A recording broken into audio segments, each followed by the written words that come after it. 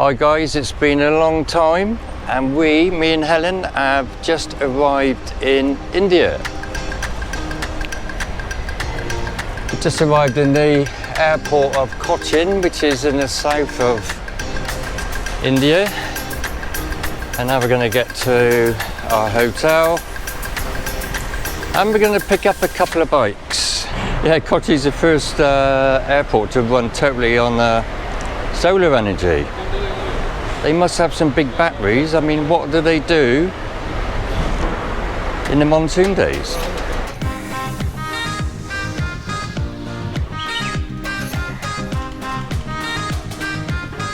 So here we are in Cochi and it's a bit mental.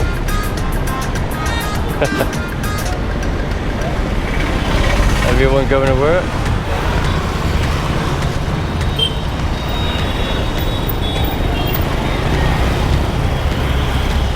How are we going to cross here?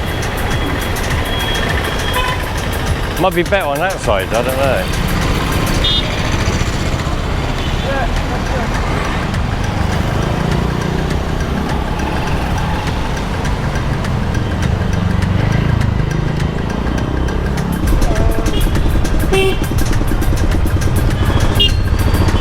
Well, we want to change our currency, but this guy doesn't know the place we want to go, so it's going to be a bit difficult.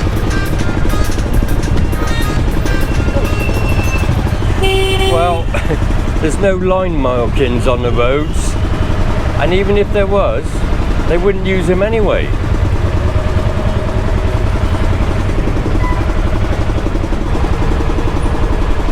Trying to get to a currency exchange, and I'm obviously using Google Maps, but this chap's probably never seen Google Maps before. He doesn't understand, so we're having to direct him where we want to go. Had our bikes, 2 Himalayans delivered yesterday, late last night, and this is Helen's first experience on a bigger bike. She's used to her Sinners Terrain 125, so wish her a lot of luck in this crazy city.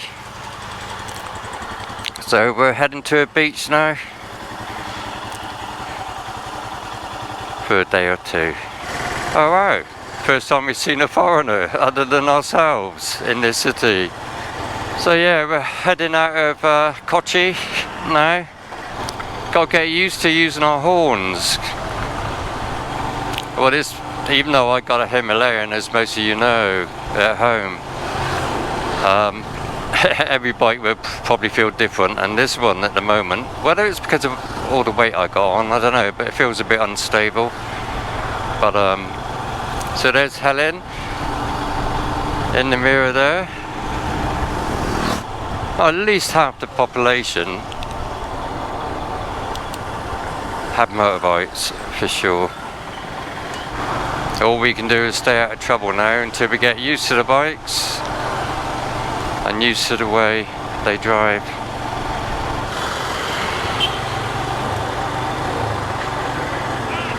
You alright? Alright, just ease your way forward and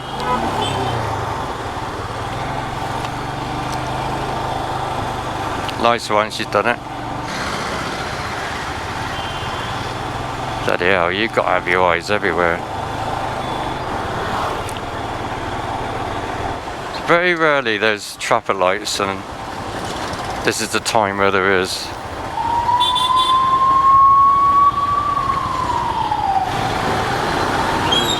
Well, just follow the crowd, I guess.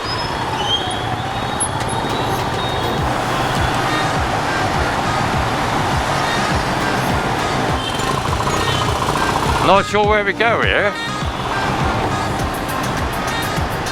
I'm going to go left just in case. I don't know if this is right. What the fuck have I come to? No, we should have gone up that fucking road. Well, this isn't a good start. We need to go that way. We need to get into the right hand lane, I think. A bit awkward here, take your time.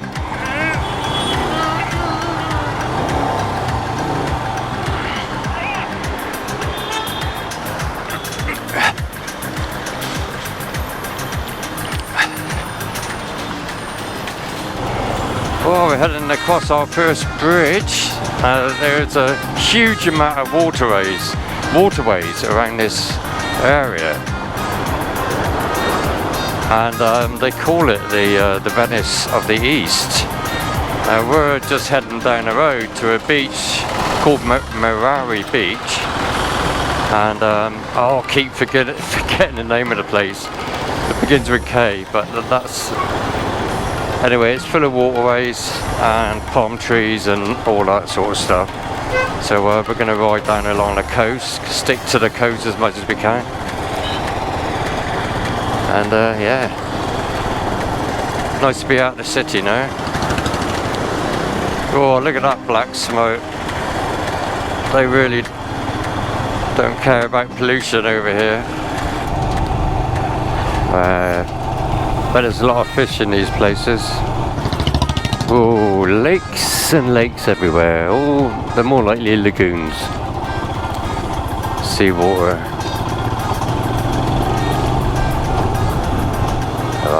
We should see the sea in a minute, the Arabian Sea, when we turn this corner.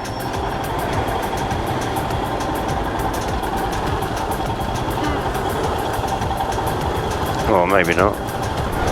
Oh, how disappointing. Literally the sea is about 20-30 metres over there and I can't bloody see it. Well, we're going into some more palm trees and it's been like this for quite a few miles now. And we haven't... Oh! First sight of the sea over there.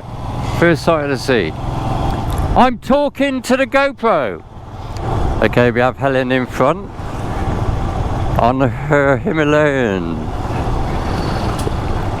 Well, as some of you know, she learnt to ride a bike to go on our first trip, which was to Morocco last year, and we had 4 months to teach her to ride a bike and to get her to do green laning. And we've done a lot of green laning in the UK, and that helped us when we were in Morocco.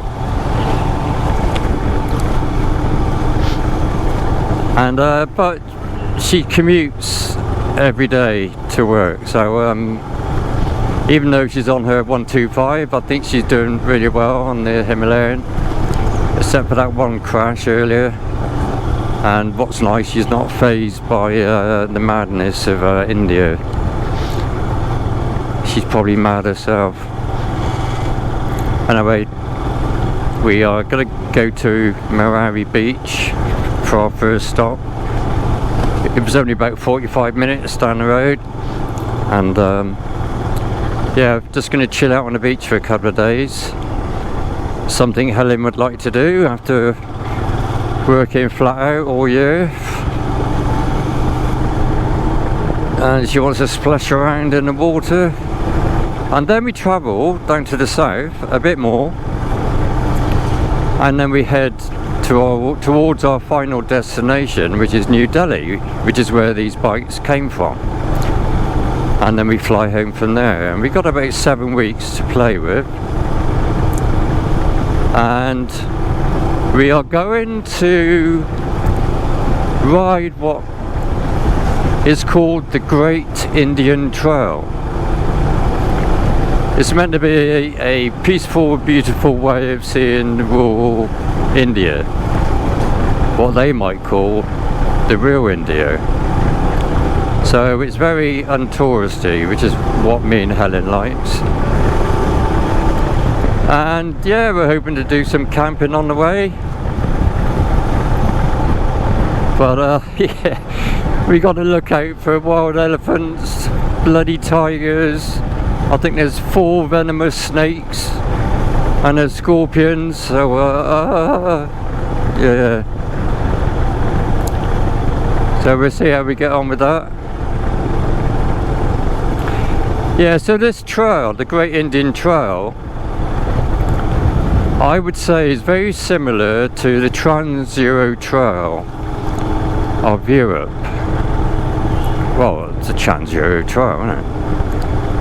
And if you didn't know, it's a way of doing trails that can be pretty tricky sometimes and technical, and the trails are joined up by smaller roads as possible, and hopefully have some interesting sights to see along the way. And it's joined up and it's all over Europe. So basically a group of Indian motorcycle enthusiasts got together and created basically a tech route all around. I think it's pretty much around the exterior part of India. Now India's massive, so we're only able to probably do a third of it. I think if we went flat out on main roads to New Delhi and done 8 hours a day riding, it would still take us about 6 days. So you want to times this trail by 10, because you're just meandering all over the place, and sometimes it's dirt tracks. So yeah, it's very much like the Trans-Euro Trail. So that's what we decided to do. And if at any time we're lagging behind, then we just hit some main roads through maybe a state that isn't particularly interesting, just to make up a bit of time. So we're going to be travelling a bit through where we are now, Kerala, then Kachi, I don't know if I said it right, couple of other states, and Rajasthan. Yeah, I hope you enjoyed the ride with us. There's going to be so many culture differences. I mean, Kerala is amazing. It's a very Christian state, and that's down to the Portuguese, the French and the British in this area. Yes, and I was thinking earlier about, they got 22 languages in India. So that's my excuse for not learning any languages here and stick to English, and hopefully we can get by. Bloody hell, Helene's hammering it. Oh, we're heading into Maori Beach. Okay, we don't know where we're staying yet, but we thought let's have a look down here.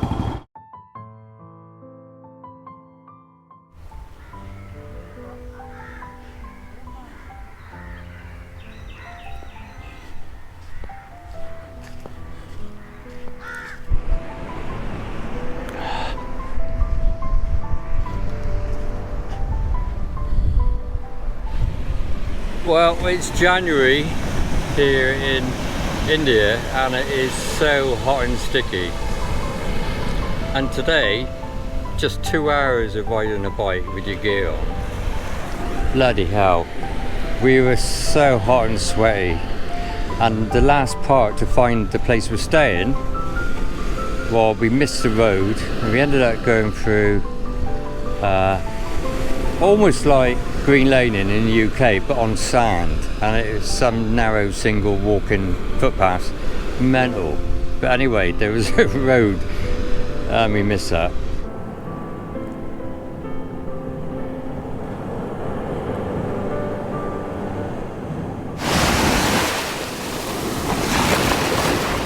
Hello. Hello, mate. How you doing? Hello.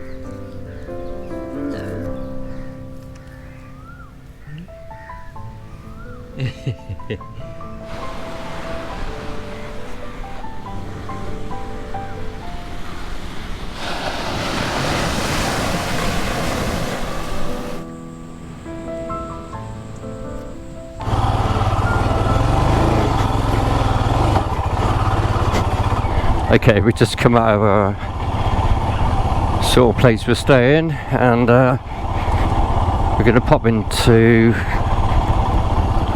a service station because none of our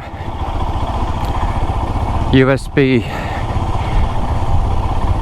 phone holders work, so that'd be a nightmare. I think even though everyone says the Himalayan hasn't got power, but over here it's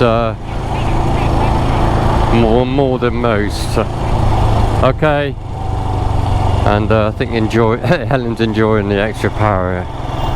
See if you can see Royal Enfield, but it's around here somewhere. Ah, it's over there. So yeah, I see it. Yeah, I don't know how to get there, so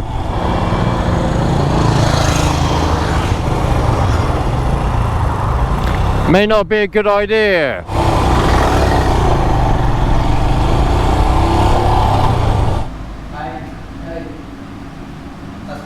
Okay, we have one single USB port to do us the whole trip.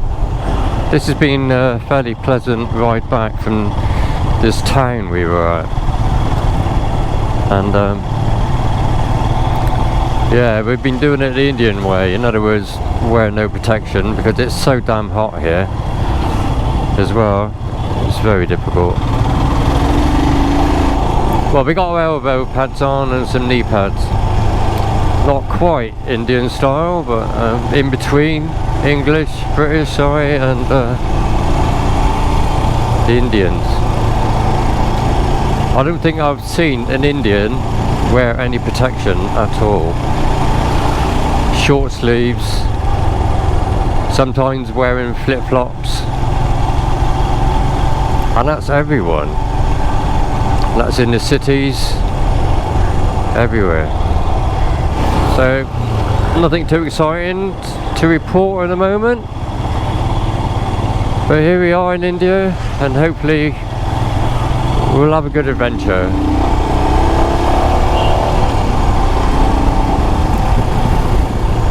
It's really funny in England. Half the time somebody beeps at me, they get the finger. We're here, it's just part of the course. It might be more of a courtesy thing, I've not quite understood it yet. But basically you beep to just warn people that you're going to overtake. And I'm not sure yet whether they sometimes beep back to say thank you for beeping in the first place. I don't know.